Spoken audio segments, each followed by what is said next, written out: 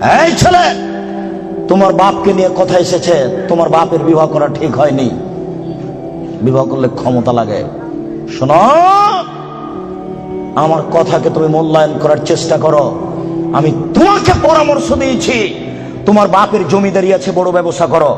টাকা কম আছে কলা বিক্রি করে খাও, তার চেয়ে টাকা কম আছে চকলেট বিক্রি করে খাও। যদি চকলেট বিক্রি করে খাওয়ার টাকা না থাকে তাহলে মানুষের বাড়িতে কাজ করে খাও। যদি মানুষের বাড়িতে দোকানপাটে কাজ করে খেতে না পারো তাহলে ভিক্ষা করে খাও। ভিক্ষা করার টাকা দিয়ে চাউল কিনে ভাত খেয়ে ইবাদত কবুল হবে।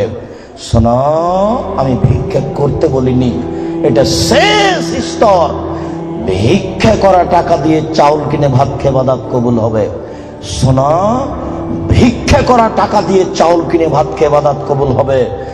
যৌতুকের টাকা দিয়ে চাউল কিনে ভাত খেয়ে ইবাদত কবুল হবে না।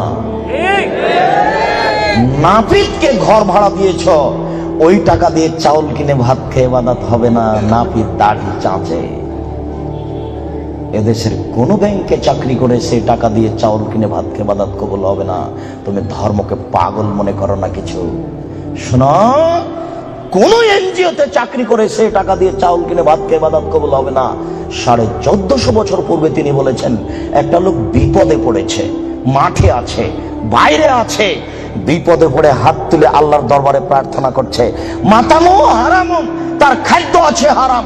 মালবাসও হারামুন, তার পোশাক আছে হারাম। মাশরাবু হারামুন, তার পানি আছে হারাম। গুযিয়া বিল হারামে, তার জীবিকা নির্বাহ হারাম। আনা ইস্তাজাল্লাহু, তার দোয়া কি করে কবুল হতে পারে? তার ইবাদত কবুল হবে না, তুমি মনে রেখো। শুনুন, তোমার বাপকে বলছি, শোনো, তোমার বাপ তোমাকে আর তোমার বোনকে, ছেলে মেয়েকে লালন পালন করবে, বাপের জমিদার